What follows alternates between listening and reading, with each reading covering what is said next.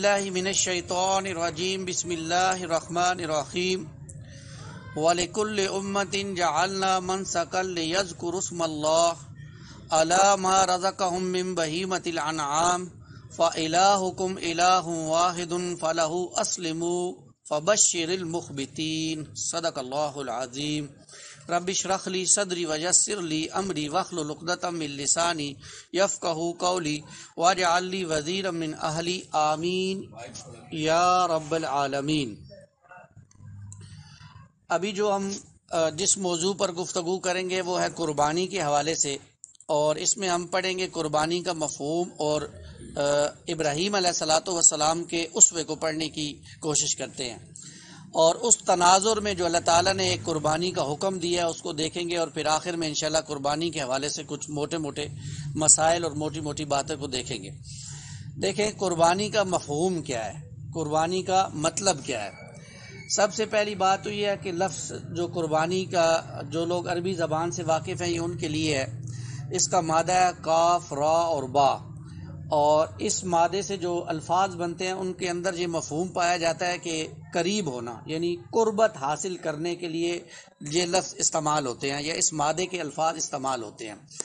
قربانی کی اصطلاح جو لفظ قربان سے بنی ہے، جس کے معنی ہے ہر وہ شے جسے اللہ کی راہ میں اس کا قرب حاصل کرنے کے لیے پیش کیا جائے، یعنی ہر وہ چیز جس کو اللہ کی راہ میں اللہ کا قرب حاصل کرنے کے لیے پیش کیا جائے وہ قربانی ہے۔ وہ اس کو ہم کہتے ہیں کہ ہم نے اللہ کے راستے میں قربان کر دیا ہے۔ تو اس لفظ قربان سے قرآن مجید نے بہت سے آیات جو ہے وہ مزین کی ہیں۔ کچھ میں آپ کے سامنے آیات بھی رکھ دیتا ہوں تاکہ ہمارے سامنے قربان کا جو ہے وہ صحیح مفہوم آ جائے۔ دیکھیں سب سے پہلے سورہ مائدہ کی آیت نمبر 27 میں وہ جو حابیل اور قابیل دو بھائیوں کا معاملہ تھا، اس حوالے سے جب یہ معاملہ آیا تو وہاں پر اللہ تعالیٰ نے یہ لفظ استعمال کیا، وَاتْلُ عَلَيْهِمْ نَبَأَ ابْنَيْ آدَمَ بِالْحَقِّ إِذْ قَرَّبَا قُرْبَانًا، یہ قربان لفظ استعمال ہوا۔ اور اے نبی صلی اللہ علیہ وسلم ان آدم کے دو بیٹوں حابیل اور قابیل کے حالات حق کے ساتھ سنائیے یا بتائیے کہ جب ان دونوں نے کچھ قربانیاں پیش کی تو قربان کا لفظ یہاں پر قرآن مجید میں اس معنوں میں یہاں پر استعمال ہوا۔ اسی طرح سورہ آل عمران میں یہ لفظ استعمال ہوا، الذین قالوا ان اللہ عہد الینا اللہ نؤمن لرسول حتی یأتینا بقربان، وہ کہتے ہیں کہ اللہ نے ہم سے عہد لے رکھا ہے کہ ہم کسی رسول کی بات نہیں مانیں گے جب تک کہ وہ ہمارے سامنے ایسی قربانی نہ پیش کرے تأکلہ النار، جس کو آگ کھا جائے۔ یعنی ان کی شریعت میں یہ تھا کہ قربانی اس کی قبول ہوتی تھی، وہ قربانی کرتے تھے، آسمان سے ایک آگ آتی تھی جو اس کو کھا کے لے جاتی تھی، اس کی قربانی قبول ہوتی تھی۔ یعنی ہمارے لیے تو بڑی آسانیاں ہیں نا کہ آج معلوم نہیں ہوتا کہ پتہ نہیں کس کی قبول ہوئی یا نہیں، سب یہی سمجھ رہے ہوتے ہیں کہ قبول ہوتی ہے، یہ پازیٹیو ہے۔ اگر یہ کسی کو معلوم ہو جاتا کہ میری قبول نہیں ہوئی ہے تو معاشرے میں دیکھیں اس کی کیا کیفیت ہوتی ہے۔ تو اللہ تعالیٰ نے ہمارے لیے بہت خوبصورتی کا پہلو یہ رکھا قربانی کے اندر۔ اسی طرح سورہ توبہ کے اندر بھی یہ لفظ استعمال ہوا، قربات عند اللہ، اللہ کا قرب حاصل کرنے کے لیے رسول اللہ صلی اللہ علیہ وسلم کے پاس جب یہ لوگ آئیں تو آپ ان کی دعاؤں کا ذریعہ بنے تاکہ یہ اللہ کا قرب حاصل کر سکیں۔ تو یہ ان معنوں میں استعمال ہوا قرآن مجید میں۔ لیکن ایک ہے فقہی اعتبار سے قربانی، یعنی ایک خاص عمل جس کو ہم قربانی جانتے ہیں وہ کیا ہے، اس کو سمجھیے۔ وہ جانور جو اللہ کی رضا کے حصول کے لیے یا شکرانے کے طور پر یا کسی کوتاہی کے کفارے کے طور پر ذبح کیا جاتا ہے، قرآن کریم میں اس کے لیے لفظ ہدی، وہ قربانی جو حدود حرم میں پیش کی جاتی ہے۔ حدود حرم یعنی جو لوگ وہاں حرم کے اندر جا کر، جہاں حرم کی حدود متعین ہے اس کے اندر جا کے کرتے ہیں، یا نسک، وہ قربانی جو دنیا کے کسی خطے میں بھی پیش کی جاتی ہے کے الفاظ آئے ہیں۔ یہ دو معنی ہیں، جو ایک ہدی، وہ لوگ جو حدود حرم میں جا کے قربانی کرتے ہیں، جیسے جو لوگ ہم جیسے لوگ جہاں سے جو جاتے ہیں، جو حج تمتع کرتے ہیں یعنی حج کے ساتھ عمرے کا فائدہ بھی اٹھاتے ہیں، ان کے اوپر قربانی واجب ہوتی ہے، وہ وہاں پر قربانی کرتے ہیں۔ اور جو لوگ یہاں ہوتے ہیں وہ نسک یعنی پوری دنیا کے لیے جو میرے اور آپ کے لیے قربانی ہے وہ ہم کرتے ہیں۔ ان صلاتی یہ جو الفاظ آئے ہیں وہ نسخی و محیایا و مماتی، اس میں بھی یہ الفاظ آ گئے، اللہ تعالیٰ نے یہ الفاظ استعمال کیے۔ اور اسی طرح سورہ بقرہ میں ہے وَأَتِمُّ الْحَجَّ وَالْعُمْرَةَ لِلَّهِ، اللہ کی رضا کے لیے حج اور عمرے کو ادا کرو۔ فَإِنْ أُحْصِرْتُمْ فَمَا مِنَ الْهَدْيِ، پھر اگر تمہیں روک لیا جائے، یعنی راستے میں گھیر لیا جائے، تم عمرے کے لیے حج کے لیے جا رہے تھے، تو پھر جو بھی تمہیں قربانی میں سے میسر ہو اسے پیش کر دو۔ وَلَا تَخْلِقُوا رُؤُوسَكُمْ حَتَّى يَبْلُغَ الْهَدْيُ مَحِلَّهُ، اور اس وقت تک ٹین نہ کرواؤ جب تک جو ہے وہ قربانی اپنے مقام تک نہ پہنچ جائے، یعنی قربانی اللہ تک نہ پہنچ جائے، حدود حرم کے اندر جا کر اس کی قربانی نہ کر دی جائے۔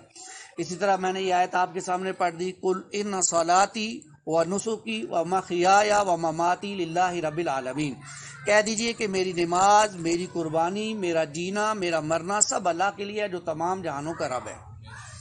یعنی یہ قربانی، یہ نماز، یہ سب کس لیے ہو رہا ہے؟ یہ اللہ کی رضا کے لیے، اور اللہ کی رضا شامل نہیں ہے اس میں، دکھاوا ہے اس میں، یہ ہے کہ لوگ کہیں واہ واہ واہ کیسی قربانی کر دی ہے، کتنا بڑا جانور لیا ہے، اور جانور کو لے کر پہلے پورے شہر میں گھمایا جائے، لوگوں کو بتایا جائے، ٹیکا بٹھایا جائے، آہا کیا ملک صاحب نے تو کمال ہی کر دیا ہے اس دفعہ، اور ٹی وی پہ آ کر جناب انٹرویوز دیے جائیں کہ ہم نے قربانی کی، اس کی ویڈیوز بنا کر اپلوڈ کی جائیں نیٹ پر، فیس بک پر، کہ ہم نے قربانی کی، اونٹ ذبح کیا، یہ کیا۔ یہ ہمیں سوچنا چاہیے ہم کس جگہ پہ کھڑے ہیں، یعنی جدید چیزوں سے ہم کتنے فتنوں میں مبتلا ہو جاتے ہیں، اور قربانی جو کہ اللہ کی رضا کے لیے ہوتی ہے اس کو ہم دکھاوے کا سبب بنا کر، ریا کا سبب بنا کر اپنے اعمال کو ضائع کر بیٹھتے ہیں۔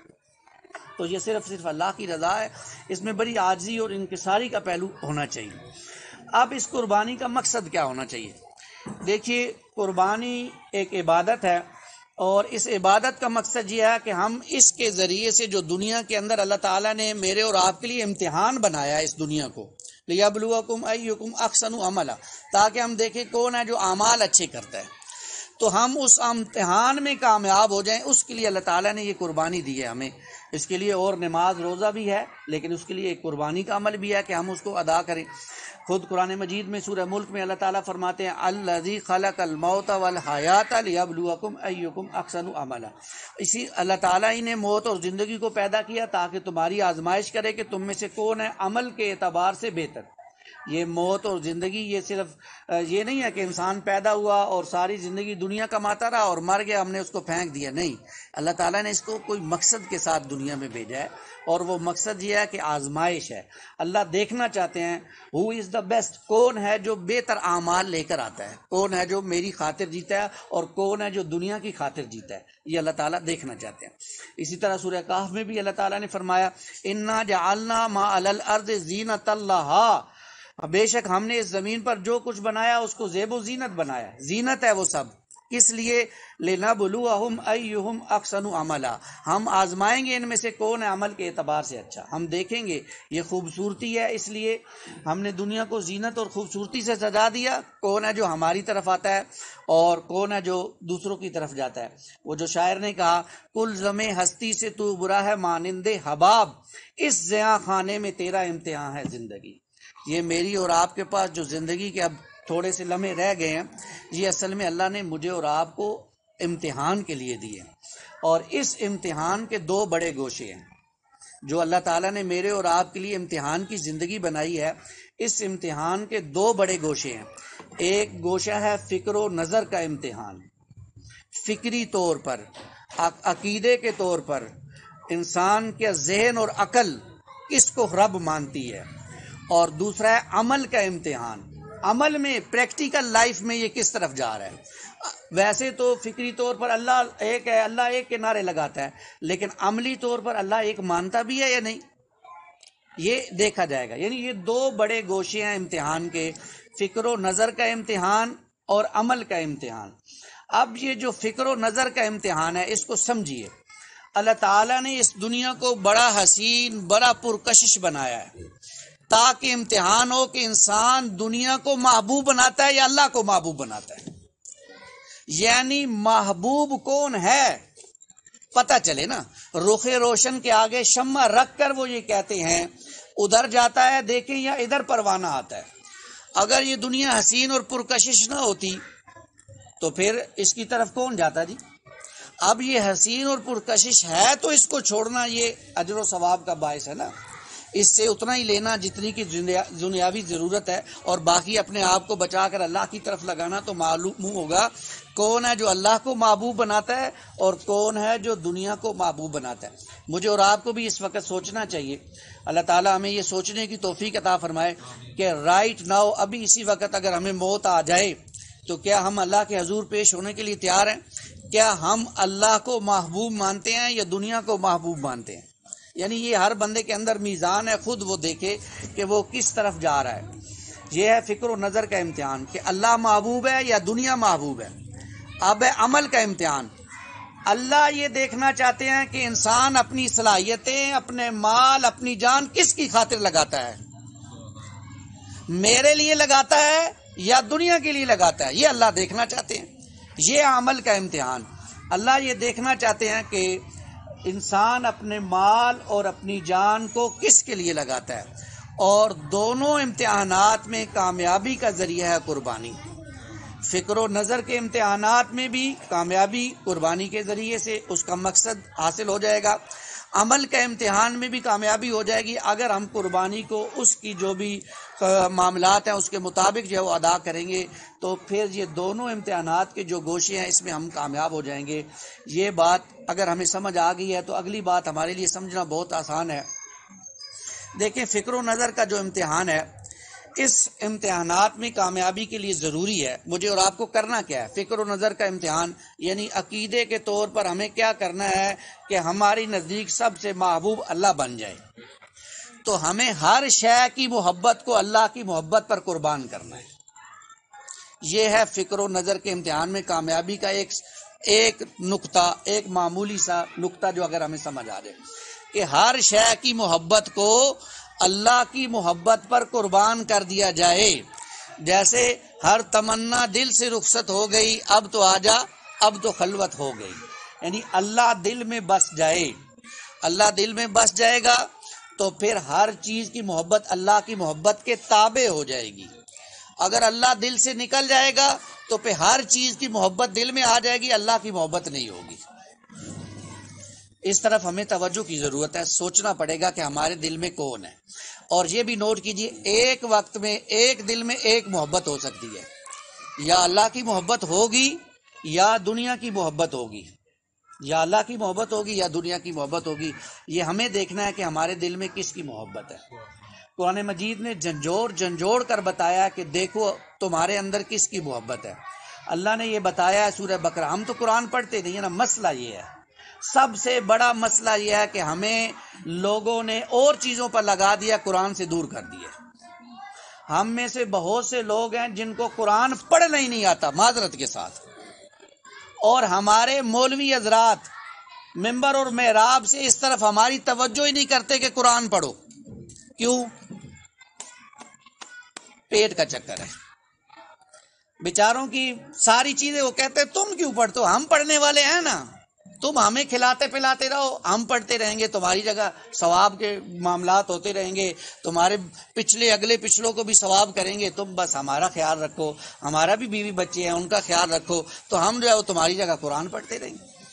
اگر ہم قرآن پڑھیں، میرے استاد بیٹھے ہوئے یہاں پر، وہ ایک دفعہ انہوں نے مجھے یہ بات کہی تھی کہ اگر ہمارے ہاں لوگ صرف ایک مرتبہ خود ترجمے سے قرآن مجید پڑھ لیں تو وہ کسی مولوی کے محتاج نہیں رہیں گے.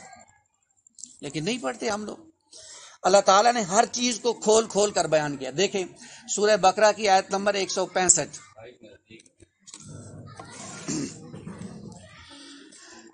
اللہ تعالیٰ فرماتے ہیں وَمِنَ النَّاسِ مَن يَتَّخِذُ مِن دُونِ اللَّهِ أَندَادًا يُحِبُّونَهُمْ كَحُبِّ اللَّهِ، اور لوگوں میں کچھ ایسے ہیں جو غیر اللہ کو اللہ کا محبوب بناتے ہیں، شریک بناتے ہیں، اور ان سے اللہ سی محبت کرتے ہیں.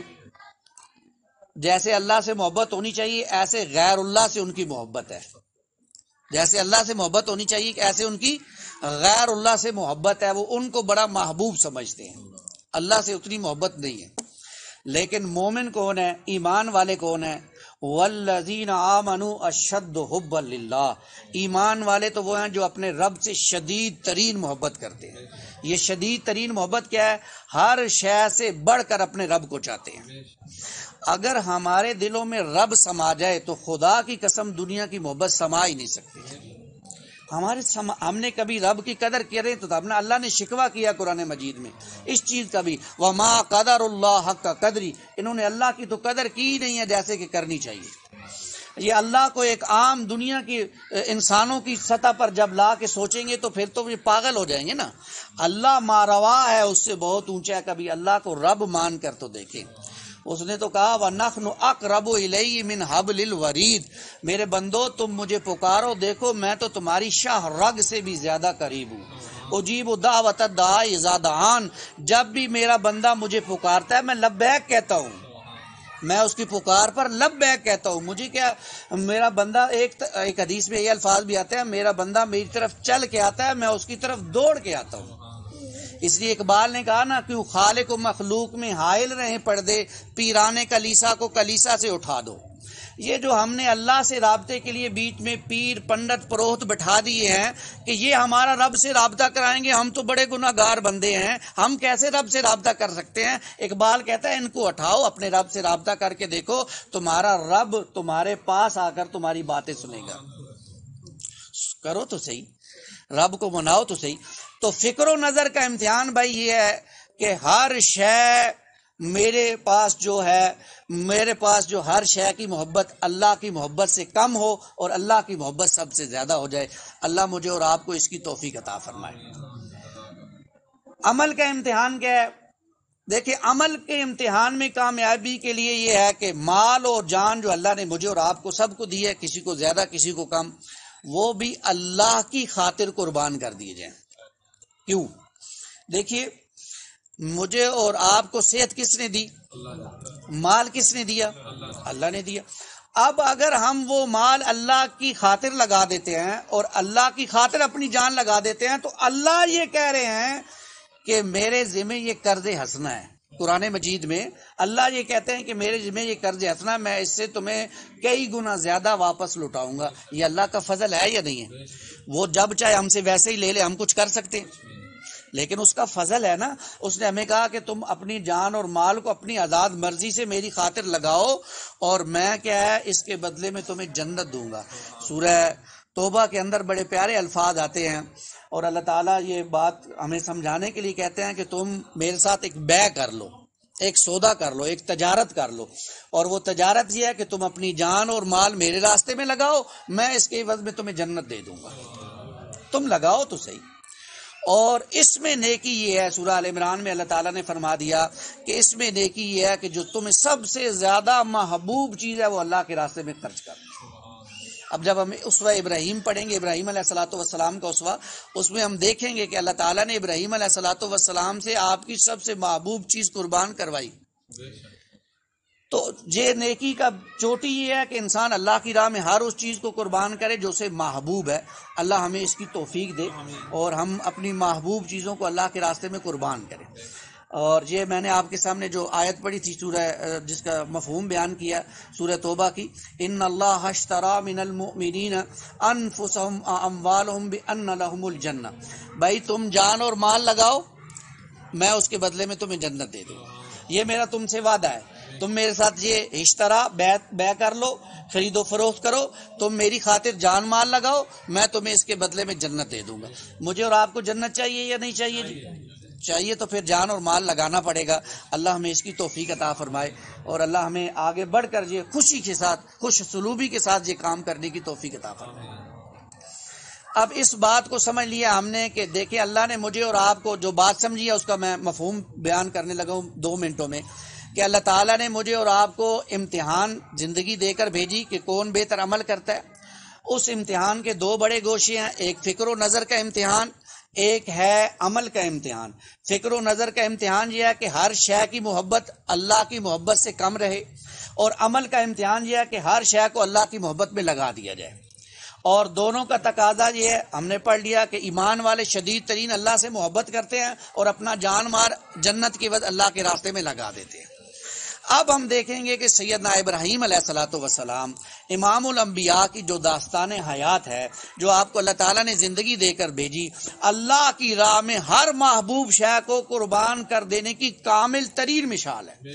یعنی آپ علیہ الصلوۃ والسلام کو اللہ تعالیٰ نے جب بھی کسی کام کے لیے، کسی امتحان کے لیے پکارا، آپ نے اس امتحان میں کامیابی جو ہے وہ حاصل کی۔ اور اللہ تعالیٰ نے سورہ بقرہ آیت نمبر 124 میں یہ الفاظ بیان کیے، وَإِذِ ابْتَلَىٰ إِبْرَاهِيمَ رَبُّهُ بِكَلِمَاتٍ فَأَتَمَّهُنَّ، کہ جب بھی ابراہیم علیہ الصلوۃ والسلام کو اللہ نے کچھ باتوں سے، کچھ کاموں سے آزمایا، ابراہیم اس آزمائش میں پورے اترے۔ یہ ابراہیم علیہ الصلوۃ والسلام کو اعزاز و سند کون دے رہے ہیں؟ اللہ تعالیٰ دے رہے ہیں کہ میں نے ابراہیم کو جب آزمایا وہ اس آزمائش میں پورے اترے۔ یعنی اللہ تعالیٰ نے ابراہیم علیہ الصلوۃ والسلام کو فکری اعتبار سے بھی آزمایا، عملی اعتبار سے بھی آزمایا، ان کا امتحان لیا۔ کیسے لیا وہ ابھی میں آپ کے سامنے عرض کرتا ہوں۔ دیکھیں کیسے کیسے ابراہیم علیہ الصلوۃ والسلام کو اللہ تعالیٰ نے جو ہے وہ آزمایا، فکر و نظر اور عقل و شعور کا امتحان کیسے لیا ابراہیم علیہ الصلوۃ والسلام کا۔ ابراہیم علیہ الصلوۃ والسلام نے ایک ایسے ماحول میں آنکھ کھولی جہاں شرک کا گھٹا توپ اندھیرا تھا، ہر طرف شرک ہی شرک تھا۔ مذہبی اعتبار سے ایک طرف ستارہ پرستی، چاند پرستی، سورج پرستی عروج پر تھی، اور دوسری طرف بت پرستی کا راج تھا۔ یعنی آپ نے جس جگہ پر زندگی گزاری وہاں پر یہ لوگ اللہ کے علاوہ ان ساری چیزوں کی پرستش کیا کرتے تھے، یہ ان کا معاملہ تھا۔ سیاسی اعتبار سے نمرود خدائی کا دعوے دار تھا اور رعایا اس کے سامنے بندگی کا اظہار کرتی تھی اور تمام مراسب بندگی بجا لاتی تھی۔ ابراہیم جس گھرانے میں پیدا ہوئے وہ خود پجاریوں کا گھرانہ تھا، ان کے باپ دادا اپنی قوم کے پنڈت تھے، جو چچا تھے آپ کے ابراہیم علیہ الصلوۃ والسلام کے، وہ پنڈت تھے۔ اور ابراہیم علیہ الصلوۃ والسلام کو بڑا مشکل وقت ملا، گھر کے اندر سے بہت مشکلات کا سامنا تھا۔ آپ اندازہ کریں، کبھی سوچیں، ایک بچہ آج کے دور کی مثال میں آپ کو دیتا ہوں، آج کوئی بچہ داڑھی رکھ لے اور اس کے گھر والے سیکولر ہوں تو اس بچے کو کتنی مشکلات ہوتی ہیں گھر کے اندر۔ یعنی اس سے کئی گنا زیادہ ابراہیم علیہ الصلوۃ والسلام کو اپنے گھر کے اندر مشکلات تھی۔ یعنی جو ہی گھر میں داخل ہوتے تھے چچا کے ساتھ اور جو ہے وہ مباحثہ شروع ہو جاتا تھا، معاملات شروع ہو جاتے تھے۔ تو سیدنا ابراہیم علیہ الصلوۃ والسلام نے موروثی عقائد کو قبول نہیں کیا۔ موروثی عقائد جو آپ کے وراثت میں چلے آ رہے تھے اپنے چچا سے، اپنے والد سے، وہ قبول نہیں کیے، بلکہ حق کی جستجو کی، سچائی کی کھوج لگانے کے لیے غور و فکر کیا، اور اس نتیجے پر پہنچے کہ یہ سورج، یہ چاند اور یہ ستارے جو خود غلاموں کی طرح گردش کر رہے ہیں، اور یہ پتھر کے بت جن کو آدمی خود اپنے ہاتھوں سے تراشتا ہے، یہ بادشاہ جو ہم جیسے انسان ہیں، آخر یہ خدا کیسے ہو سکتے ہیں؟ اللہ کرے یہ حق کی جستجو میرے اور آپ کے اندر بھی شامل ہو جائے، یہ حق تلاش کرنا۔ دیکھیں ہمیں اللہ تعالیٰ نے، اللہ کا کرم ہے کہ اللہ نے ہمیں مسلمانوں کے گھر پیدا کیا، لیکن اس سے آگے بڑھ کر حق تلاش کرنا بھی تو ہماری ذمہ داری ہے نا۔ مسلمانوں میں بھی تو اب بہت سے فرقے ہیں نا، کوئی کیا ہے، تو حق تلاش کیسے کریں گے؟ ہمیں ابراہیم علیہ الصلوۃ والسلام والی جستجو مل جائے گی تو ہم پھر دیکھیں گے کہ اللہ تعالیٰ نے کیا حق بیان کیا، اور اللہ کا حق کیا ہے؟ قرآن مجید اللہ کا حق ہے اور آپ صلی اللہ علیہ وسلم کی سنت۔ تو آپ یہ سوچا کرتے تھے کہ یہ سب خدا کیسے ہو سکتے ہیں؟ آپ علیہ الصلوۃ والسلام نے ہر قسم کے ذاتی اور خاندانی فائدوں کو قربان کرتے ہوئے تمام مشرکانہ تصورات کی جرأت مندانہ دلیری کے ساتھ نفی کی، اور فکر و نظر کے امتحان میں کامیابی حاصل۔ ہر جگہ پر آپ نے جو ہے وہ کھڑے ہو گئے، آپ اور آپ کے گھر والے، آپ کے وطن والے، سب لوگوں نے آپ کے ساتھ جو ہے وہ بہت برا سلوک کیا، لیکن آپ کا معاملہ یہ تھا کہ آپ نے، اللہ تعالیٰ نے آپ کا معاملہ بیان کر دیا سورہ انعام کے اندر، انی وجہت وجہی للذی فطر السماوات والارض حنیفا وما انا من المشرکین، میں نے تو سب سے کٹ کر صرف اس ذات کی طرف اپنے آپ کو متوجہ کر لیا جو زمین و آسمان کو پیدا کرنے والے، اور میں مشرکوں میں سے نہیں۔ یعنی آپ ان کے ساتھ شامل نہیں ہو گئے. یہ نہیں کہ چلو ادھر کو ہوا ہو جدھر کی، جیسے ہمارا رویہ ہے یار جدھر جا رہے ہیں چلو سارے ہم بھی ادھر چلتے ہیں. نہیں، آپ نے کہا سارے ادھر جاتے ہیں تو جائیں، لیکن میں سب سے کٹ کر صرف اللہ کو ہوتا. کیوں؟ مجھے حق سمجھ آ گئی. جس کو حق سمجھ آ جائے اور وہ پھر اسی طرح چلتا رہے، یہ اللہ کو پھر پسند نہیں ہے، اور یہ اسوہ بھی نہیں ہے رسولوں کا. تو ابراہیم علیہ الصلوۃ والسلام کا یہ معاملہ تھا. اب جو مذہبی شرک تھا وہاں پر، اس کی مثالیں آج آپ کو ہمارے معاشرے میں بھی بہت مل جائیں گی. آپ دیکھیں ابراہیم علیہ الصلوۃ والسلام نے کیا کیا. آپ بت خانے میں داخل ہو گئے، جو ان کا بڑا وہاں پہ بت خانہ تھا، اس کے اندر سارے بتوں کو پاش کر دیا اور بت شکنی کی ایک عظیم سنت کی بنیاد رکھی. کسی کا ناک کاٹ دیا، کسی کے کان کاٹ دیے، کسی کا کیا مطلب کچھ درگت بنائی ان کی. اب جب قوم واپس آئی تو انہوں نے کہا کہ بھائی ہمارے معبودوں کی یہ درگت کس نے بنائی؟ تو لوگوں نے کہا کہ ایک شخص ہے ابراہیم جو ہمارے بتوں کو برا بھلا کہہ رہتا ہے، اس کو بلاتے ہیں، ان سے پوچھتے ہیں. اب ان کو بلایا گیا، پوچھا ابراہیم ہمارے بتوں کی درگت کس نے بنائی؟ تو ابراہیم علیہ الصلوۃ والسلام نے بڑے پیارے انداز میں ان کو کہا کہ دیکھو پوچھ لو ان سے، اگر یہ اپنا حال بتا سکتے ہیں، یہ اپنا ان کو کس نے مارا پیٹا ہے یہ بتا سکتے ہیں تو ان سے پوچھو. تو قوم نے کہا ابراہیم آپ کو معلوم ہے کہ یہ بول نہیں سکتے ہیں. تو ابراہیم علیہ الصلوۃ والسلام یہ الفاظ ان سے کہلوانا چاہتے تھے. فوراً قوم سے پوچھا، قال افتعبدون من دون اللہ ما لا ينفعکم شیئا ولا یضرکم، اللہ کو چھوڑ کر تم ایسی چیزوں کو کیوں پوچھتے ہو جو نہ تمہیں کچھ فائدہ دے سکتی ہے نہ نقصان پہنچا سکتی ہے؟ کیوں پوچھتے ہو؟ اف لکم، تف ہے تمہارے اوپر بھی، ولما تعبدون من دون اللہ، اور ان چیزوں پر بھی جن کو اللہ کو چھوڑ کر تم پوچھتے ہو. یہ جو اپنی حفاظت نہیں کر سکتی تمہاری حفاظت کیسے کریں گی بھائی؟ افلا تعقلون، کیا عقل سے کام نہیں لیتے ہو، سوچتے نہیں ہو؟ آج ہمارے ہاں بھی ذرا معاشرے میں ذرا نظر اٹھائیے، دیکھیے مذہبی شرک یہ موجود ہے یا نہیں موجود؟ لوگوں نے اللہ کو چھوڑ کر انسانوں کو اللہ کے مد مقابل ٹھہرا دیا یا نہیں ٹھہرا دیا، اور انہی کو نفع نقصان کا باعث سمجھتے ہیں، انہی سے فائدوں کی امیدیں رکھتے ہیں. قرآن نے تو کھول کر بیان کر دیا کہ بھائی قال فتعبدون من دون اللہ ما لا ينفعکم شیئا ولا یضرکم، جو کوئی فائدہ نہیں دے سکتے، نفع نہیں دے سکتے، تم ان کی بندگی کرتے ہو. سیاسی شرک کی نفی کیسے کی؟ یہ بھی میرے اور آپ کے لیے بڑی ہدایت کی بات ہے. معاشرے میں برائی پھیل رہی ہے، معاشرے میں شرک پھیل رہا ہے، معاشرے میں غلط کام پھیل رہے ہیں، تو ہمیں کیا کرنا چاہیے؟ ابراہیم علیہ الصلوۃ والسلام کا اسوہ دیکھیے. آپ علیہ الصلوۃ والسلام نے کیا کیا؟ اس وقت خدائی کا دعویٰ کر رہا تھا نمرود، آپ نے اس کی بغاوت کا نعرہ بلند کر دیا اور اس کے دربار میں پہنچ گئے. یہ نہیں کہ صرف میڈیا پر آ کر کہہ دیا چیخ چلا کر، نہیں، اس کے دربار میں پہنچ گئے اور اسے کہا کہ تو خدائی کا دعویٰ کرتا ہے؟ خدا میرا رب ہے، میرا اللہ ہے جس نے زمین و آسمان کو پیدا کیا ہے.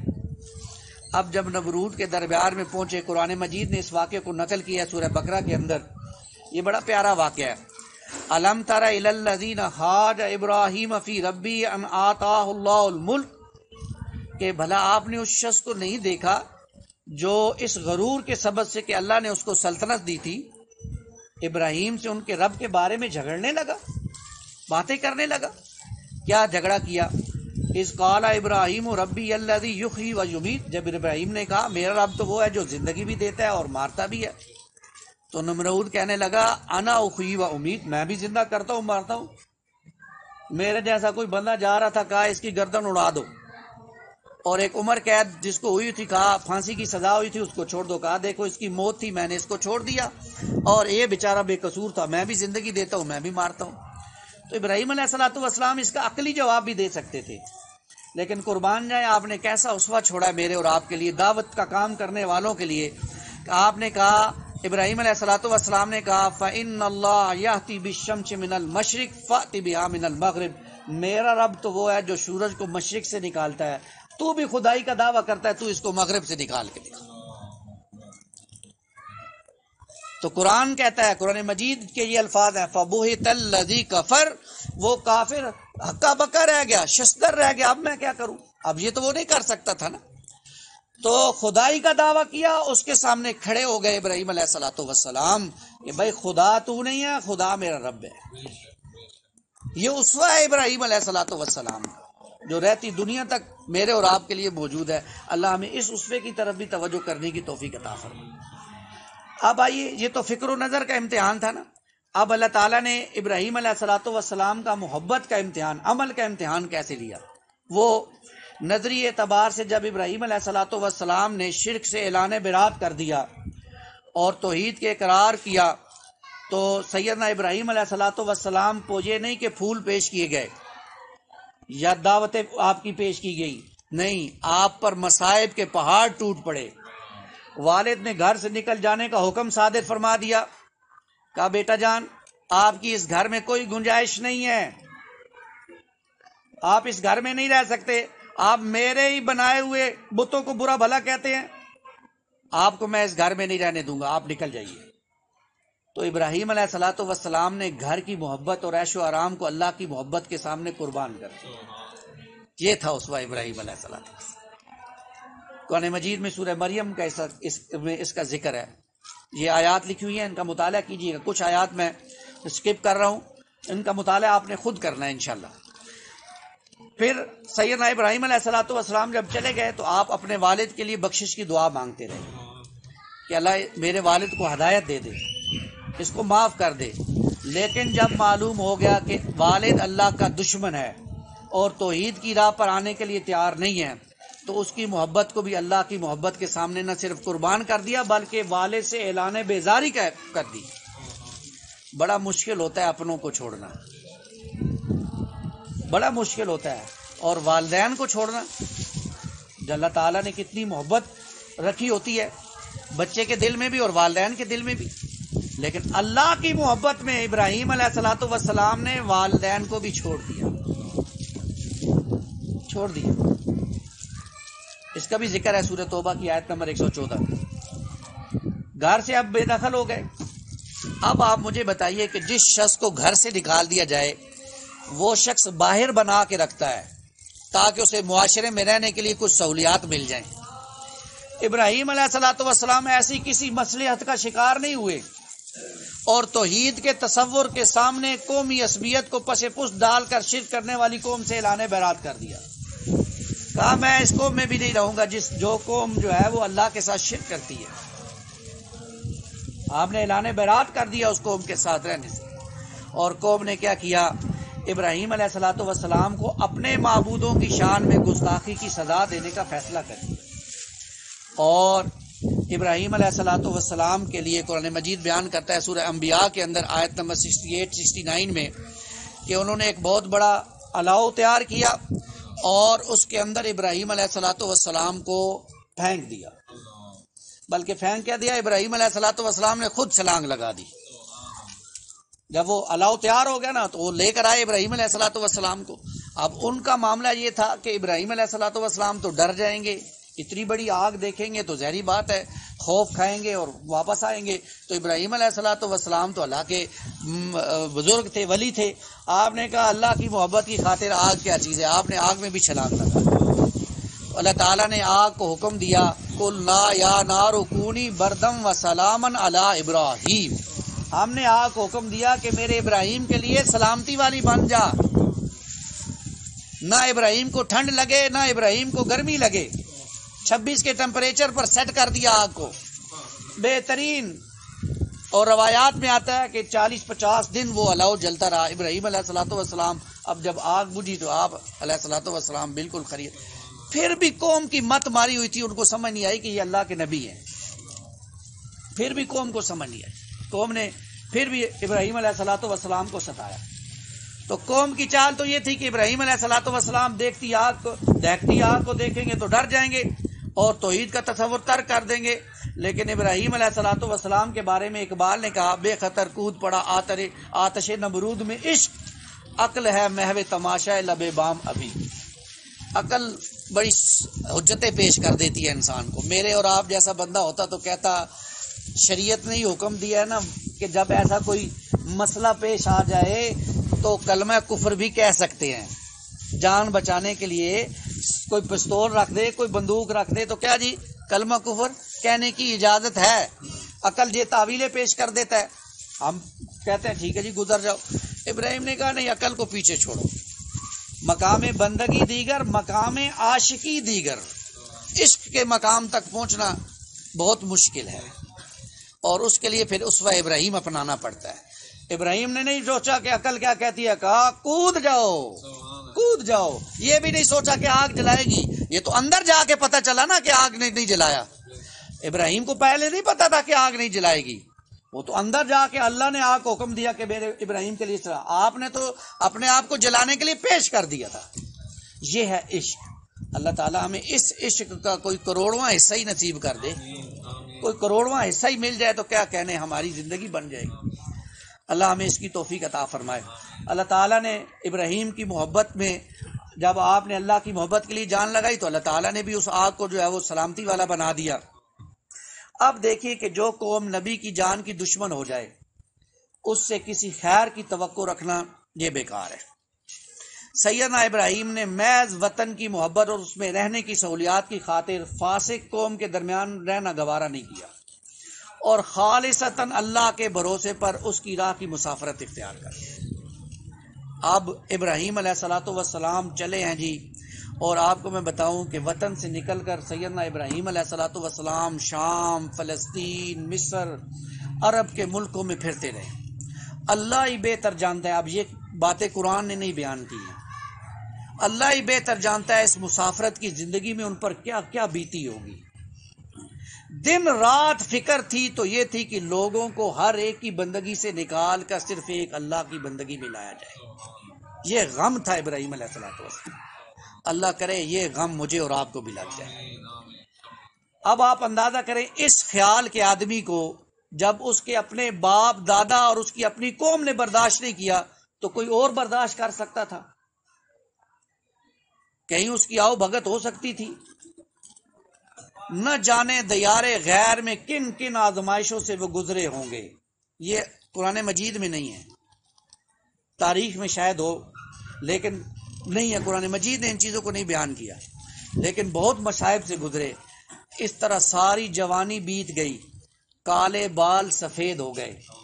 بڑھاپے میں بڑی دعاؤں کے بعد اللہ نے ایک بیٹا دیا. رب سے دعائیں مانگی، رب حبلی من الصالحین، اللہ مجھے ایک نیک صالح اولاد عطا فرما. فبشرناہ بغلام حلیم، تو ہم نے انہیں پھر علم والا بیٹا عطا کر دیا. اب اتنے عرصے بعد جب بیٹا ہوا تو اللہ نے حکم دیا اسے اور اس کی ماں کو مکہ کی بنجر اور ویران سرزمین میں چھوڑ کر آ جائیے.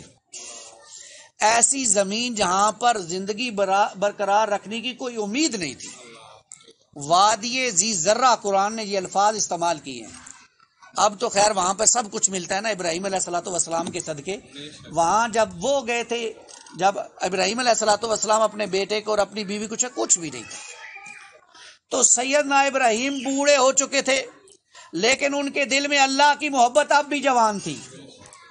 اس محبت پر انہوں نے اپنے بیوی اور اکلوتے بیٹے کی محبت کو بھی نچھاور اور قربان کر دیا. یہ عمل کی محبت ہے، نچھاور کر دیا. یہ نہیں پوچھا اللہ ادھر تو کچھ اگتا ہی نہیں، وہاں تو کچھ ہوتا نہیں، میرے بیٹے کھائیں گے کہاں سے، میری بیوی کیسے زندہ رہے گی، یا اللہ کچھ میرا بھی خیال کر لے، میرے بچوں کا بھی خیال کر لے. یہ باتیں ابراہیم نے نہیں سوچی. کیوں؟ کہ ابراہیم مقام عشق میں تھے. تو وادی غیر ذی ذرہ میں چھوڑنے کا حکم دیا. ابراہیم علیہ الصلوۃ والسلام چلے گئے اور چھوڑ کر آ گئے. اور اقبال نے کیا کہا، ستاروں سے آگے جہاں اور بھی ہیں، ابھی عشق کے امتحان اور بھی ہیں. ابھی بھی امتحان ختم نہیں ہوئے ابراہیم کے. وادی ذی ذرہ میں چھوڑ کر واپس آ گئے تو اللہ تعالیٰ نے ابھی کہا کہ ابھی ایک آزمائش اور بھی ہے جو سب آزمائشوں سے بڑی ہے، جس کے بغیر یہ فیصلہ نہیں ہو سکتا کہ ابراہیم دنیا کی ہر چیز سے بڑھ کر اللہ سے محبت رکھتے ہیں. اور وہ آزمائش یہ تھی کہ بڑھاپے کے اندر اپنے اکلوتے بیٹے کو اللہ کی خاطر قربان کر سکتے ہیں یا نہیں کر سکتے. چنانچہ یہ آزمائش بھی کر ڈالی گئی اور اشارہ پاتے ہی وہ اپنے بیٹے کو اپنے ہاتھوں سے ذبح کرنے پر آمادہ ہو گئے. قرآن مجید میں اس کا بھی تذکرہ ہے سورہ صافات کے اندر، آیت نمبر 102 تا 107. ذرا ان آیات کا ترجمہ کریں گے ایمان کی حلاوت کے لیے. فلما بلغ معه السعی، جب ان کا بیٹا ان کے ساتھ دوڑنے کی عمر کو پہنچ گیا. یہ بڑی پیاری عمر ہوتی ہے، اس عمر میں بچے کو کھیلنے کی فکر رہتی ہے. لیکن آپ دیکھیے اسماعیل علیہ الصلوۃ والسلام کا بھی اسوہ اس میں آئے گا. قال یا بنی انی ارا فی المنام، تو ابراہیم علیہ الصلوۃ والسلام نے اپنے بیٹے سے کہا، بیٹے میں نے ایک خواب دیکھا ہے، انی اذبحک، کہ میں تمہیں ذبح کر رہا ہوں. میں نے یہ خواب دیکھا ہے کہ میں تمہیں ذبح کر رہا ہوں. فانظر ماذا تری، تو میرے بیٹے اس پر تمہاری کیا رائے ہے، تم کیا کہتے ہو؟ اپنے بیٹے سے اس بات پر مشورہ کیا کہ میں نے خواب دیکھا ہے جس میں میں نے آپ کو ذبح کر رہا ہوں، اب اس پر مجھے آپ کی رائے چاہیے، آپ کا خیال چاہیے، آپ کیا کہتے ہیں؟ بیٹا بھی تو ابراہیم کا تھا نا. قال یا ابت افعل ما تؤمر، اے ابا جان جو آپ کو حکم دیا جا رہا ہے وہ کر دیجئے، پریشان نہ ہو، جو اللہ نے حکم دیا ہے کر دیجئے. ستجدونی انشاء اللہ من الصابرین، آپ عنقریب مجھے صبر کرنے والوں میں پائیں گے. فلما اسلما وتلہ للجبین، جب دونوں نے باپ اور بیٹے نے سر تسلیم خم کر لیا، اللہ کی بات کو مان لیا، اور باپ نے بیٹے کو ماتھے کے بل لٹا دیا.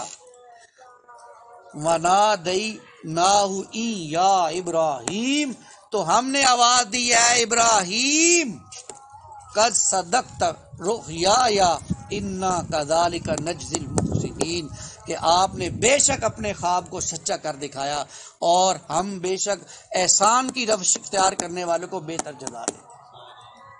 ابراہیم، یہاں بھی بات ختم نہیں ہوئی. اللہ نے فرمایا ان ھذا لہو البلاء المبین، بے شک یہ ایک کھلی آزمائش تھی، بہت بڑی آزمائش تھی جو ہم نے ابراہیم سے کی. یہ تھی ابراہیم کی وہ آزمائش. آپ اندازہ کریں اتنی بڑی آزمائش تھی کہ جس پر امتحان لینے والا خود کہہ رہا ہے ان ھذا لہو البلاء المبین، بلا شبہ ایک بہت بڑی آزمائش تھی. یہ شہادت گئے الفت میں قدم رکھنا لوگ آسان سمجھتے ہیں مسلمان ہونا. یہ جو مسلمان ہے نا اس کے لیے بہت قربانی ہے. آج ہمیں تو بائی برتھ یہ چیز مل گئی ہے، ہم سمجھتے ہیں جنتی جنتی ہیں، نعتیں پڑھ لیتے جنتی جنتی جنتی. یہ نعتیں پڑھنے سے سر گھمانے سے جنت نہیں ملے گی. جنت ملے گی اسوہ ابراہیم علیہ الصلوۃ والسلام اور اسوہ رسول صلی اللہ علیہ وسلم کے ساتھ. کبھی رسول اللہ صلی اللہ علیہ وسلم نے نمازیں چھوڑی ہیں؟ قضا کی ہیں. 4 نمازیں قضا ہوئی صرف غزوہ خندق کے موقع پر. اے اللہ جن لوگوں کی وجہ سے میری نمازیں قضا ہوئی ہیں ان کی آنکھوں کو آگ سے بھر دے. یہ رسول اللہ نے بد دعائیں کی. آج ہماری نمازوں کی کیا کیفیت ہے؟ معذرت کے ساتھ جو پڑھنے والے ہیں ان کی جماعتوں کی کیفیت آپ دیکھ لیں، جو نہیں پڑھنے والے تو وہ تو چھوڑ دیں نا.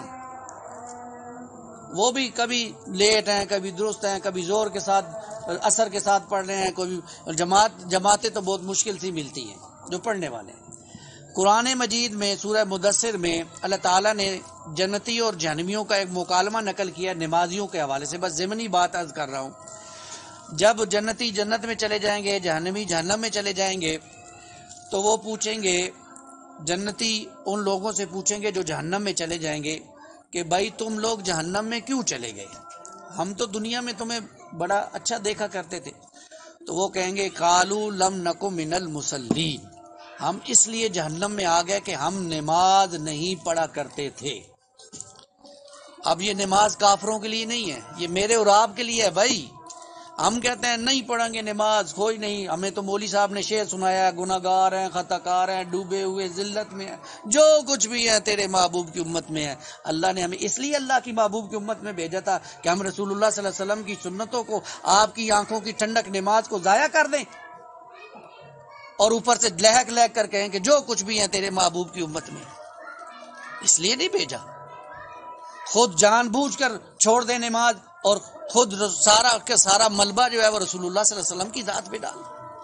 آپ صلی اللہ علیہ وسلم نے فرمایا میری آنکھوں کی ٹھنڈک نماز ہے. ہم نماز نہیں پڑھتے ہیں کہ رسول اللہ کی آنکھوں کو ٹھنڈک پہنچا رہے ہیں. سوچئے نا ذرا، خود سوچئے کہ رسول اللہ صلی اللہ علیہ وسلم کی آنکھوں کو ٹھنڈک پہنچا رہے ہیں. آپ صلی اللہ علیہ وسلم کی زندگی کا وظیفہ نماز تھا، وظیفہ۔ آپ دیکھیں 5 نمازیں تو فرض تھی، تہجد بھی فرض تھے رسول اللہ صلی اللہ علیہ وسلم پہ۔ آپ اشراق پڑھتے، چاشت پڑھتے، مسجد میں جاتے تو اب جو 2 رکعت نماز نفل پڑھتے، آپ وضو کرتے تو نفل پڑھتے، آپ کہیں سفر پر جاتے تو نفل پڑھتے، سفر میں کہیں پڑاؤ ہوتا تو نفل پڑھتے، سفر سے واپسی ہوتی تو پہلے مسجد جاتے نفل پڑھتے۔ پوری زندگی سورج گرہن ہوئی نفل پڑھی، نماز پڑھی، چاند گرہن ہوا نماز پڑھی۔ آپ کی زندگی کا وظیفہ نماز تھا۔ آج ہماری نمازیں کہاں ہوتی ہیں؟ اپنی نمازیں دیکھنی ہے، فجر مسجد میں جا کر دیکھیں، معلوم ہو جائے گا کتنے لوگ ہوتے ہیں مسجد میں۔ یہ ہماری حالت ہے۔ ظہر میں ہم دکان پہ ہوتے ہیں، عصر میں دکان بند کرنے پہ لگ جاتی ہے، مغرب بچوں کے ساتھ گزر جاتی ہے، عشاء میں تھکاوٹ کی وجہ سے نیند آ جاتی ہے۔ تو بھائی یہ بیان کرنے کا مقصد یہ ہے، اللہ ہمیں بزرگوں کی زندگی، انبیاء کی زندگی بیان کرنے سے جو ایمان حاصل ہو، اس کے بعد ہماری زندگی میں عمل کی طرف بڑھ جائے۔ عملی امتحان ہمارا آج یہ بھی ہے کہ ہماری نمازیں کیسی ہے، دیکھیں ہم اپنے تو اسوہ ابراہیم علیہ الصلوۃ والسلام یہ ہے کہ ہر شے کی، جیسے انہوں نے اللہ کی محبت میں سب کو چھوڑا، ہم بھی اللہ کی محبت میں سب کو چھوڑ کر سب کچھ قربان کریں۔ اس کے لیے نیند قربان کرنی پڑے تو بھی کر کے نماز با جماعت ادا کریں، اس کے لیے بیوی بچوں کی محبت قربان کرنی پڑے تو کر کے مسجد جائیں، نماز ادا کریں، تب جا کر اللہ کے ہاں محبت ہماری بھی ہوگی، اللہ قبول کر لے تو اس کے شان بے نیازی ہے۔ ورنہ ہماری جو نمازیں ہیں اور جو معاملات ہیں وہ آپ کو معلوم ہی۔ اللہ تعالیٰ ہمیں اس کی توفیق عطا فرمائے۔ اب یہ اسوہ تھا ابراہیم علیہ الصلوۃ والسلام کا۔ قربانی جو لوگ بھی کرنے والے ہیں ان کو اسوہ ابراہیم بالکل سامنے رکھنا چاہیے کہ جو 1,00,000، 1,50,000، 2,00,000، 5,00,000 کا جانور قربان کر رہے ہیں، اس کے پیچھے ابراہیم کا اسوہ بھی تو ہونا۔ جیسے ابراہیم علیہ الصلوۃ والسلام نے ہر چیز کو اللہ کے لیے قربان کیا، ایسے وہ بھی اپنے آپ کو اللہ کے لیے قربان کرنے کے لیے تیار ہو جائے۔ اللہ ہمیں اس کی توفیق عطا فرمائے۔ اب آئیے جو قربانی کا عمل ہے، جو قربانی جو ہم کرتے ہیں، اس کی حکمت کیا ہے، اس کو دیکھتے ہیں۔ قربانی کی حکمت کیا ہے؟ رسول اللہ صلی اللہ علیہ وسلم سے صحابہ نے پوچھا، یا رسول اللہ صلی اللہ علیہ وسلم کہ ان قربانیوں کی حکمت کیا ہے؟ ابن ماجہ کی روایت ہے، آپ صلی اللہ علیہ وسلم نے فرمایا، یہ تمہارے باپ ابراہیم علیہ الصلوۃ والسلام کی سنت ہے، یہ تمہارے باپ ابراہیم علیہ الصلوۃ والسلام کی سنت ہے۔ اب ذرا دیکھیے، یہ سنت ابراہیمی ہے، اور رسول اللہ صلی اللہ علیہ وسلم نے مدینے میں جتنے سال آپ رہے، آپ علیہ الصلوۃ والسلام نے قربانی کی۔ ہمارے ہاں کچھ لوگ کہتے ہیں قربانی صرف حج کے ساتھ ہے، یہ بات غلط ہے۔ قربانی صرف حج کے ساتھ نہیں ہے، رسول اللہ صلی اللہ علیہ وسلم نے حج 1 سال کیا، اور آپ مدینے میں 10 سال رہے، 9 سال رسول اللہ صلی اللہ علیہ وسلم نے قربانی کی۔ اور ایک روایت میں آتا ہے کہ رسول اللہ صلی اللہ علیہ وسلم بعض اوقات 3 قربانیاں کیا کرتے تھے، ایک قربانی اپنی کیا کرتے تھے، ایک قربانی اپنے باپ ابراہیم علیہ الصلوۃ والسلام کی کیا کرتے تھے، اور ایک قربانی آپ امت کی کیا کرتے تھے۔ 3 قربانیاں کرتے تھے رسول اللہ صلی اللہ علیہ وسلم۔ اللہ کسی کو توفیق دے، جس کے پاس پیسے ہوں تو وہ بھی کم از کم زیادہ قربانیاں کرے، ایک تو کرے ہی کرے جو اس کے اوپر ہے، واجب ہے، لیکن رسول اللہ صلی اللہ علیہ وسلم کے لیے ایک قربانی کر لے، ایک ابراہیم علیہ الصلوۃ والسلام کے لیے کر لے، ایک امت کے لیے کر لے، یہ تو مسنون ہو جائے گا۔ اللہ ہمیں اس کی توفیق عطا فرمائے۔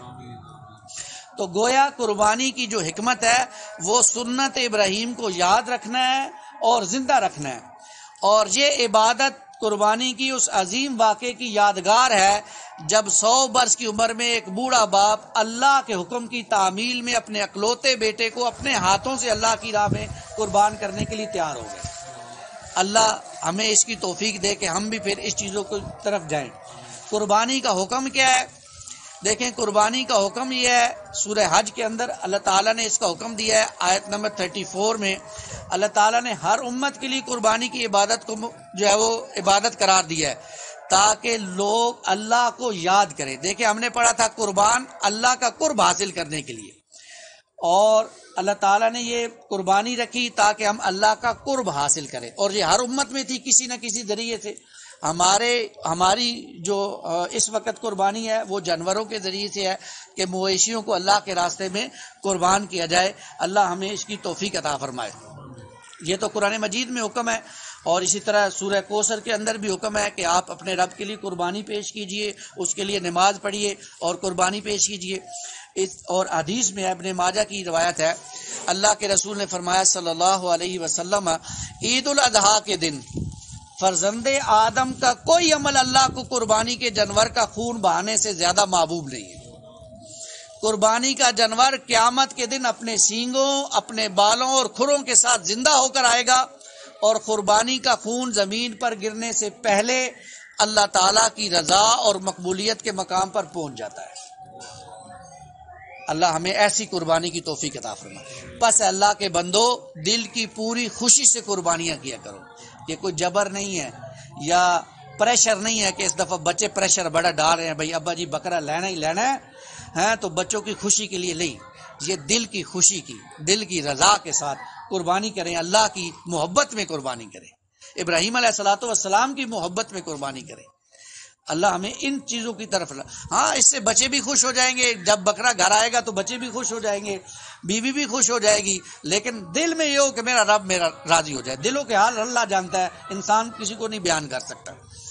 اسی طرح ابن ماجہ اور مسند بن احمد کی روایت ہے، رسول اللہ صلی اللہ علیہ وسلم نے فرمایا، جو شخص وسعت رکھتے ہوئے قربانی نہ کرے وہ ہماری عیدگاہ کی طرف نہ آئے، یعنی نماز عید کی طرف نہ آئے وہ، یعنی اس سے ایک سخت بات مراد ہے کہ یعنی اس کا ہم سے کوئی تعلق نہیں ہے۔ پھر یعنی اس کے پاس وسعت بھی تھی، وہ قربانی کر بھی سکتا تھا، لیکن اس نے قربانی نہیں کی، تو اب اسے سوچنا چاہیے کہ وہ کیسا مسلمان ہے، اس طرف توجہ دلائی جا رہی ہے۔ پھر دیکھیں اس کی فضیلت کیا ہے، قربانی کی فضیلت۔ ایک تو حکم ہے، واجب ہے جس پر اس نے کرنی ہے، اور وہ کرے گا تو دل کی خوشی سے کرے گا، اللہ کو راضی کرے گا۔ اب اس پر فضیلت، اس پر اجر کیا ہے، اس کو بھی ذرا دیکھیے۔ رسول اللہ صلی اللہ علیہ وسلم کا فرمان مبارک ہے،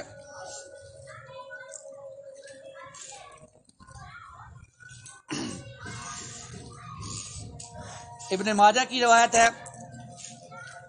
آپ صلی اللہ علیہ وسلم سے سوال کیا صحابہ نے، اے اللہ کے رسول صلی اللہ علیہ وسلم، ہمارے لیے ان قربانیوں میں کیا اجر ہے؟ تو آپ صلی اللہ علیہ وسلم نے فرمایا، قربانی کے ہر جانور کے ہر بال کے عوض ایک نیکی۔ تو صحابہ نے پوچھا پھر اون میں کیا اجر ہے؟ تو اللہ کے رسول صلی اللہ علیہ وسلم نے فرمایا، اون کے ہر ریشے کے عوض ایک نیکی، اون کے ہر ریشے کے عوض ایک نیکی۔ تو کتنی بنے گی ہم شمار نہیں کر سکتے، بہت بڑا ثواب ہے، بہت عمل ہے، بڑا عمل ہے، ہمیں اس کی طرف توجہ کرنے چاہیے۔ کچھ قربانی کے موٹے موٹے مسائل، باریکی مسائل میں پچھلی مرتبہ بھی جب بیان کیا تھا تو عرض کیا تھا کہ ہمیں اس سلسلے میں علماء سے رابطے میں رہنا چاہیے۔ ہم جو عبادت کرتے ہیں اس کے مسائل کا ہمیں علم ہونا چاہیے۔ اگر ہمیں علم نہیں ہوگا تو ہم تو اپنی طرف سے نیکی کر رہے ہوں گے، ہو سکتا ہے ہم جو ہے وہ کچھ اور کر بیٹھے۔ تو مسائل کا علم ہونا چاہیے، موٹے موٹے میں بیان کر دیتا ہوں۔ اس کے علاوہ کسی کو کوئی مسئلہ پیش آئے، کسی عالم کا نمبر پاس ہو، ان کو فون کر کے ان سے پوچھ لیں کہ جی یہ مسئلہ پیش آ گیا، اب کیا کریں۔ مسائل قربانی، سب سے پہلا مسئلہ، ہر صاحب حیثیت مرد اور عورت دونوں پر واجب ہے۔ صاحب حیثیت کون ہے جی؟ جس کے پاس جو صاحب نصاب ہے وہ صاحب حیثیت ہے، اور اس سال کا نصاب ہے 46,000 روپے۔ 46,000 روپے سے زیادہ کسی کے پاس نقدی ہے، سونا ہے، چاندی ہے، مال تجارت ہے، یا ان چاروں کا مجموعہ ملا کر اس سے زیادہ رقم ہے، قربانی کے دن جو 3 دن ہے ان دنوں میں کسی وقت بھی اتنی رقم جمع ہو جائے تو اس پر قربانی واجب ہے۔ باقی اس کے اندر کوئی ذیلی مسائل ہوں گے تو انشاءاللہ پروگرام کے بعد ہمارے پاس محترم بیٹھے ہوئے ہیں قاری صاحب، ان سے ہم مسائل پوچھ بھی سکتے ہیں مزید بھی۔ دوسری بات، ذی الحجہ کے چاند کے طلوع ہونے سے لے کر جو شخص قربانی کرنے والا ہے اس کو چاہیے کہ اپنے ناخن اور بال نہ تراشے۔ مسلم شریف کی روایت میں ہے، رسول اللہ صلی اللہ علیہ وسلم نے فرمایا، جب ذی الحجہ کا مہینہ شروع ہو جائے اور تم میں سے کسی کا قربانی کرنے کا ارادہ ہو تو اپنے بال اور ناخن نہ کاٹے۔ یہ مسنون عمل ہے، فرائض میں نہیں ہے، کریں گے تو اس پر ثواب ملے گا، اجر ملے گا، لیکن اگر کوئی شخص نہیں کرتا ہے، یعنی اس کو کچھ مسائل ہیں، تو اس کی قربانی پہ کوئی اثر نہیں پڑے گا، یہ نہیں ہوگا کہ اس کی قربانی ادا نہیں ہوگی، لیکن مسنون ہے، بہتر ہے، اگر ہم کریں تو ہمیں اس پر اجر ملے گا۔ نمبر 3، قربانی فربا صحت مند اور عیب سے پاک جانور کی پیش کرنی چاہیے۔ یہ بھی حدیث میں آیا ہے 4 جانوروں کی قربانی درست نہیں ہے۔ رسول اللہ صلی اللہ علیہ وسلم نے فرمایا ایک کانا جس کا کانا پن ظاہر ہو جائے، دوسرا بیمار جس کی بیماری واضح ہو، تیسرا لنگڑا جس کا لنگڑا پن ظاہر ہو، چوتھا اتنا دبلا کہ اس کی ہڈیوں میں گودا ہی نہ ہو، مریل سا ہے، اس کی بھی قربانی نہیں لگتی ہے۔ اسی کہنا یار سستا مل رہا، نہیں، سستے تے نہیں جانا، 2-4 ہزار روپے کی کوئی بات نہیں ہے۔ اللہ کی رضا کے لیے جب جہاں 40-50 لگا رہے ہیں وہاں 60 بھی لگ جائے گا تو کوئی بات نہیں ہے، 70 بھی لگ جائے گا، لیکن اچھا جانور لیں، فربا موٹا تازہ اپنی حیثیت کے مطابق۔ میں یہ بھی نہیں کہتا کہ 15 لاکھ کا لو، نہیں، لیکن اچھا ہو، دکھنے میں اچھا لگے، اس میں سے کوئی 2-4-5 من گوشت نکلے، یعنی یہ اچھا جانور ہو۔ ٹھیک ہے جی۔ اگلا مسئلہ یہ ہے کہ بکری، دمبا، بھیڑ 1 سال کی، گائے 2 سال کی اور اونٹ 5 سال کا ہونا چاہیے تو اس کی قربانی ہوگی۔ مسلم شریف کی روایت ہے رسول اللہ نے فرمایا صلی اللہ علیہ وسلم تو مسنا یعنی بکری وغیرہ 1 سال کی عمر کی، گائے 2 سال کی اور اونٹ 5 سال کی عمر کے سوا قربانی کا جانور ذبح نہ کرو، سوائے اس کے کہ اگر تمہیں ایسا جانور نہ ملے تو تم 1 سال سے کم عمر کا دمبے کا بچہ ذبح کر لو، وہ چاہے 6 ماہ کا ہی ہو۔ اب اس حدیث کی تشریح میں پھر علماء نے یہ بات بیان کی کہ وہ دمبا ایسا ہو کہ اگر 1 سال کے دمبوں میں اس کو کھڑا کیا جائے تو 19-20 دا فرق لگے، اے نہ لگے کہ وہ دمبا ایڈا ہوئے تو دمبا ایڈا ہوئے، اس طرح کا نہ ہو، 19-20 دا فرق ہوئے تو پھر اس دمبے کی بھی قربانی لگ جاتی ہے۔ ایک ہوتا ہے حدیث کا ظاہر، ٹھیک ہے، ایک ہوتا ہے اس کے اوپر مسائل، اس لیے علماء یہ کہتے ہیں ایک ہے حدیث کو جمع کرنے والے جن کو ہم محدثین کہتے ہیں، اور ایک ہوتے ہیں جو ان احادیث سے مسائل نکالنے میں، ان کو ہم فقہا کہتے ہیں۔ تو فقہا جو بات کہیں گے وہ ہمارے لیے بہتر ہوگی۔ ایک تو ظاہر ہم نے پکڑ لیا، اب ہم جا کر جناب 6 ماہ کا دمبا لے کے ذبح کر لیں، قربانی نہ ہو، کیوں؟ بعد میں پتہ چلے کہ جی اس حدیث کا صحابہ نے ایسے سمجھا تھا کہ وہ دمبا جب 1 سال کے بکروں میں یا دمبوں میں کھڑا کیا جائے تو پتہ چلے کہ ان جیسا ہی لگ رہا ہے۔ تو یہ چیزیں بھی ہمیں تھوڑی تھوڑی سیکھنی چاہیے۔ گائے، بھینس اور اونٹ کی قربانی میں 7 افراد شامل ہو سکتے ہیں، ایک بات۔ دوسری بات یہ ہے کہ ان 7 افراد کا بظاہر ان 7 افراد میں کوئی حرام میں ملوث نہ ہو، بظاہر یعنی حرام میں سودی بینکنگ میں کام نہ کرتا ہو، پتہ ہے بھائی بینک میں ملازم ہے، اس کی انکم حرام ہے اور اس کو ہم نے حصے میں ڈال دیا ہے، اب باقیوں کی قربانی بھی ضائع ہوگی، اس کا احتیاط کرنی۔ بظاہر نمازوں کو چھوڑنے والا نہ ہو، بظاہر کبھی چھوٹ جاتی ہو، بندہ بشر ہے، کوئی غلطی کوتاہی میں، بظاہر بڑے بڑے گناہوں میں ملوث نہ ہو، ٹھیک ہے۔ ان چیزوں کا خیال رکھ کے 7 افراد کے ساتھ جو ہے وہ ایک قربانی ان بڑے جانوروں میں اس کو شامل کیا جا سکتا ہے۔ مزید چھوٹے چھوٹے مسائل انشاءاللہ بعد میں موقع دیں گے آپ کو سوال کرنے۔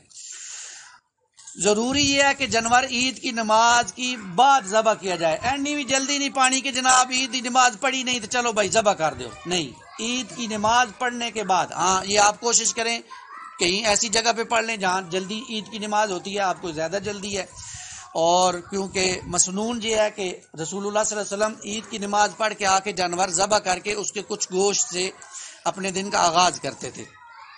تو اگر کوئی شخص ایسے کرنا چاہتا ہے تو کسی ایسی جگہ پہ عید کی نماز پڑھے۔ ویسے بھی عید الاضحیٰ جلدی پڑھنی چاہیے، آج کل تو گرمی ہے، لیٹ کریں گے تو گرمی نال ہی بندے ادھے قربان ہو جان گے، تو جتنی جلدی پڑھیں گے وہ جلدی پڑھ کے آ کے اپنی قربانی کریں اور اس کے گوشت سے جو ہے وہ اپنے دن کا آغاز کریں۔ لیکن عید والے دن روزہ رکھنا جائز نہیں ہے۔ جانور کو تیز چھری سے اور اپنے ہاتھ سے ذبح کرنا چاہیے، یہ بھی مسنون عمل ہے، اس کی کوشش کرنی چاہیے۔ ساتھ ساتھ احادیث بھی لکھی آ رہی ہیں، یعنی یہ جو مسائل ہیں ان حدیث سے اخذ کیے گئے۔ تیز چھری سے کیوں؟ تاکہ جانور کو کم سے کم تکلیف ہو۔ ہمارا دین ہر چیز کے لیے جو ہے وہ معتدل رویہ اختیار کرنے کی تلقین کرتا ہے، اور یہ ہے کہ اپنے ہاتھ سے، اس لیے کہ انسان کو جب وہ اپنے ہاتھ سے ذبح کرے گا تو ایک شوق پیدا ہوگا کہ جیسے میں یہ جانور ذبح کر رہا ہوں، اور اسے یہ بھی احساس ہوگا کہ ابراہیم علیہ الصلوۃ والسلام نے کتنا بڑا کام کیتا تھی۔ یہ بھی تب پتہ چلے گا نا جب اپنے ہاتھ سے چھری چلائے گا کہ بیٹے کو لٹانا اور اس پر چھری چلانا کتنا مشکل ہے، یہ آسان نہیں تھا جو ابراہیم علیہ الصلوۃ والسلام نے کیا۔ عید الاضحیٰ کے روز قربانی کے گوشت سے پہلے کچھ نہ کھانا مسنون عمل ہے، یعنی یہ میں نے آپ کے سامنے عرض کر دیا کہ انسان کوشش کرے کہ اسی گوشت سے جو ہے وہ اپنے دن کا آغاز کرے۔ مستحب یہ ہے کہ گوشت کے 3 حصے کیے جائیں، یہ مستحب ہے، ایک فقراء کو، ایک رشتہ داروں کو اور ایک اپنے لیے، یہ مستحب ہے۔ لیکن سارا بھی آپ رکھ سکتے ہیں، سارا تقسیم بھی کر سکتے ہیں، اور سارا جو ہے وہ دوستوں میں بھی بانٹ سکتے ہیں، کوئی حرج کی بات نہیں، لیکن بہتر یہ ہے کہ ہم 3 حصے ہی کریں، ایک اپنے لیے رکھیں، ایک اپنے رشتہ داروں کے لیے رکھیں، اور ایک ہم عام پبلک میں جو فقیر فقراء لوگ ہیں ان تک گوشت پہنچانے کی کوشش کریں۔ ایک وہ لوگ ہوتے ہیں جو عام مانگنے ہیں، ان کو بھی دیں، ایک وہ لوگ ہیں جو مانگتے نہیں ہیں، ان کے گھروں تک پہنچائیں، یہ ہماری ذمہ داری ہے۔ وہ سارا سال گوشت نہیں کھا سکتے تو کوشش کریں ایسے لوگوں کو ڈھونڈ کر ان تک گوشت پہنچایا جائے تاکہ وہ لوگ بھی عید کے دن کم از کم گوشت کھائیں، یہ بھی نیکی ہے، اس طرف بھی توجہ ہونی چاہیے۔ ہاں البتہ یہ نہ ہو کہ جیسے ہمارے ہاں لاہور میں میرے ایک دوست فریزر کے فیکٹری میں کام کرتے ہیں، وہ کہتے ہیں کہ ذی الحجہ کے مہینے میں 40% فریزر کی سیل بڑھ جاتی ہے۔ بھائی ذبح کرو تو بکرے نے پورا ہی سٹو فریزر وچ، چلو لاہور وچ تو پھر ایک مسئلہ ہے نا، ادھر کتے گدے ذبح ہو رہے ہیں، چلے ان کے لیے تو پھر کسی ضمن میں کوئی گنجائش نکل سکتی ہے، ہمارے لیے نہیں ہے۔ بہتر یہ تقسیم کریں، رکھیں اپنے لیے ضرور، لیکن یہ یاد رکھیں کہ گوشت جتنا دیر ہوتا ہے اس کی وہ غذائیت کم ہو جاتی ہے، اس لیے تقسیم کریں، جو رب پورا سال کھلاتا رہا ہے وہ پھر بھی کھلائے گا، وہ پھر بھی کھلائے گا۔ ہاں 2-3 دن دبا کے کھائیں، باقی دوستوں کو، رشتہ داروں کو، لوگوں کو کھلائیں، اللہ انشاءاللہ پورا سال بھی کھلاتا رہے گا۔ 10 سے لے کر 13 ذی الحجہ تک یہ ایام تشریق ہیں، ان میں روزے رکھنا منع ہے، کیونکہ یہ کھانے پینے اللہ کو یاد کرنے کے دن ہے، ٹھیک ہے جی۔ ان دنوں میں کھانا پینا ہے، دوستوں کے ہاں جانا ہے، ایک دوسرے کی دعوتیں کرنی ہیں، یہ بھی ہمارا المیہ ہے۔ اب عید کے دن ہم سوئے رہتے ہیں اور عید کے علاوہ دن ہم منا رہے ہوتے ہیں۔ مثال کے طور پر بسنت منائی جا رہی ہے جی، بڑا اس میں ہلا گلا ہے، یہ ہے وہ ہے، لیکن عید والے دن مزے سے سوئے ہوئے ہیں۔ عید والے دن ایک دوسرے کے ہاں جائیں، دوستوں کو بلائیں، کچھ سیلف کوکنگ کریں، کچھ باہر فیملی کو لے جائیں، گھمائیں پھرائیں، یہ اللہ تعالیٰ نے اور اللہ کے رسول نے اس کی ترغیب دی ہے، اس کو کریں۔ یہ ہمارے ہاں ہمارے بچے، ہمارے بیویاں قیدی نہیں ہیں، ان کو لے کے جائیں فیملی میں، ادھر ادھر کہیں باہر گھمائیں پھرائیں، کچھ باہر لے جا کر سیلف کوکنگ کریں۔ یہ بعد میں خواتین کی طرف سے سوال آتے ہیں کہ ہمیں تو گھر میں قیدی بنا کے رکھا ہوتا ہے، پورا سال ٹائم ہی نہیں دیتے ہیں، اور واقعی ٹائم نہیں ہوتا، ہماری جو لائف بزی لائف ہو گئی ہے، تو اس کو ذرا ان دنوں میں خصوصی طور پر ہم تھوڑی توجہ کر لیں گے تو پورے سال کی ادائیگی ہو جائے گی۔ کچھ اعتراضات ہیں جو ہماری ہاں قربانی پر کیے جاتے ہیں۔ پہلا اعتراض یہ ہے کہ جی قربانی صرف حاجیوں کے لیے ہے، اس کا جواب میں نے پہلے دے دیا تھا کہ سیدنا عمر رضی اللہ تعالیٰ ابن عمر فرماتے ہیں کہ نبی کریم صلی اللہ علیہ وسلم نے مدینے میں 10 برس قیام فرمایا اور ہر سال قربانی کی، تو صرف حاجیوں کے لیے نہیں ہے، سب کے لیے جو کرنا چاہتا ہے۔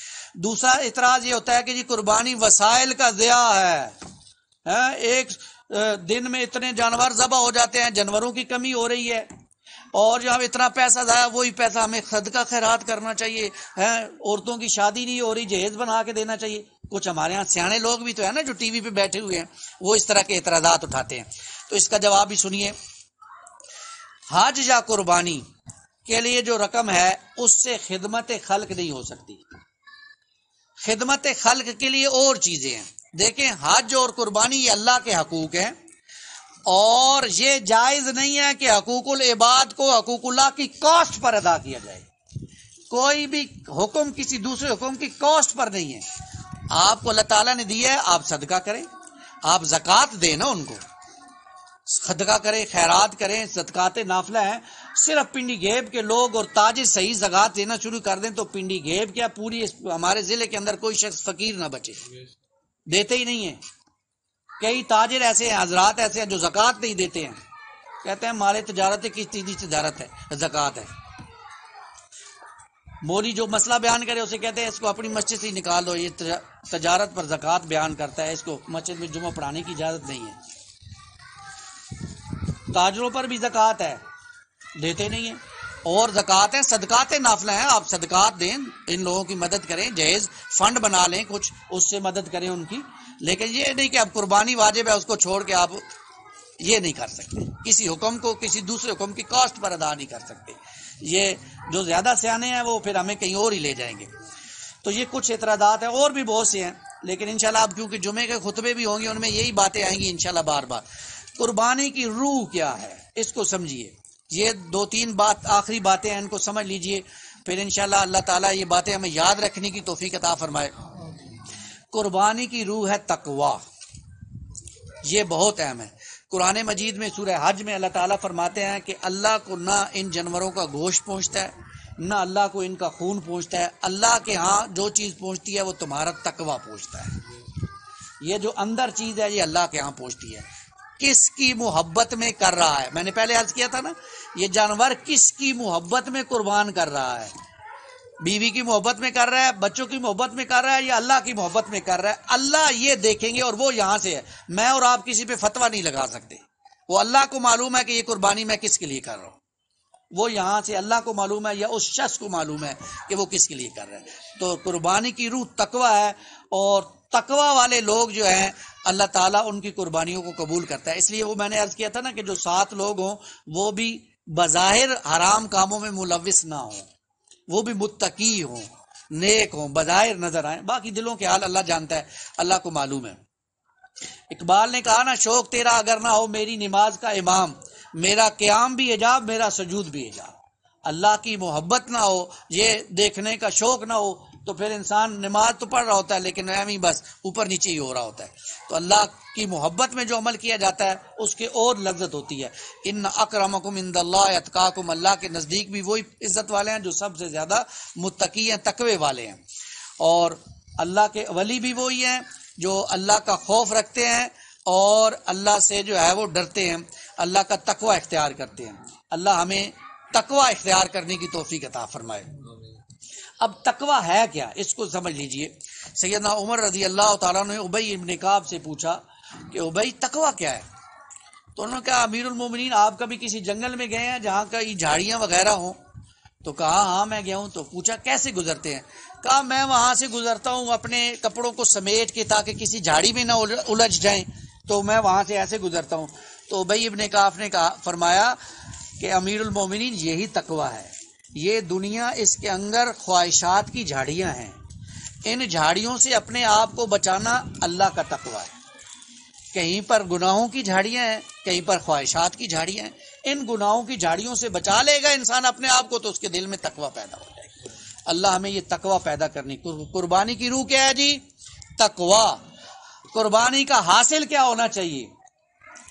قربانی کا حاصل یہ ہے جی، اپنی ہر خواہش کو اللہ کی مرضی کے سامنے قربان کر دیا جائے.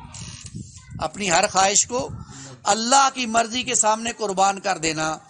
قربانی پیش کرتے وقت جب ہم یہ الفاظ ادا کرتے ہیں قربانی کی دعا کے اندر، ان صلاتی و نسکی و محیای و مماتی للہ رب العالمین، تو گویا اللہ سے وعدہ کر رہے ہیں کہ پوری زندگی اللہ کی اطاعت اور فرما برداری میں گزاریں گے، نمبر 1.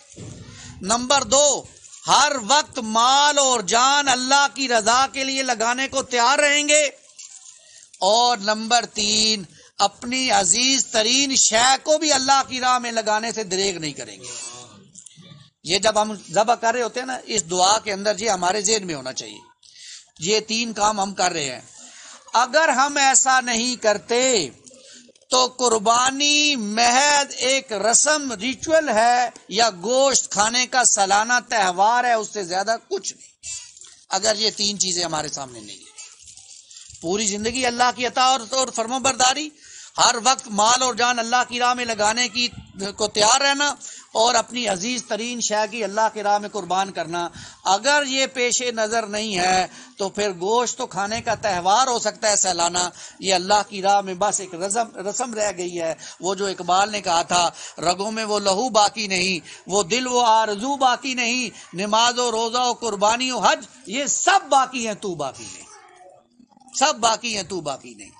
رہ گئی رسم ازاں روح بلالی نہ رہی، فلسفہ رہ گیا تلقین غزالی نہ رہی. اللہ ہمیں یہ قربانی کا حاصل جو ہے یہ اپنے اندر پیدا کرنے کی توفیق عطا فرمائے. بس آخری بات یہ قربانی کی دعا ہے، اس کو ہم یاد کر لیں تو بہت اچھا ہے، نہیں کریں گے تو ہم آپ کو لکھی ہوئی دے دیں گے انشاءاللہ. اس کو جب آپ قربانی جو لوگ کرنے والے ہیں وہ ضرور لیں. جب قربانی کریں گے تو یہ دعا مسنون دعا ہے، ابو داؤد ترمذی کی روایت ہے. اس دعا کو آپ نے پڑھ کے اپنی قربانی کا آغاز کرنا ہے.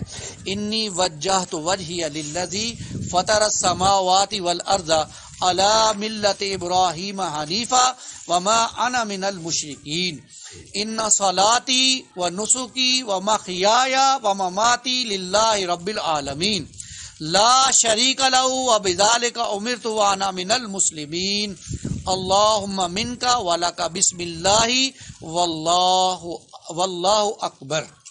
یہ دعا ہے، مسنون دعا ہے. اس دعا کو آپ نے یاد کرنا ہے. نہیں کریں گے تو انشاءاللہ ہم آپ کو اس کو لکھی ہوئی دے دیں گے. آپ اس کو اس وقت دیکھ کے پڑھیں لیکن دل کی گہرائیوں سے پڑھیں.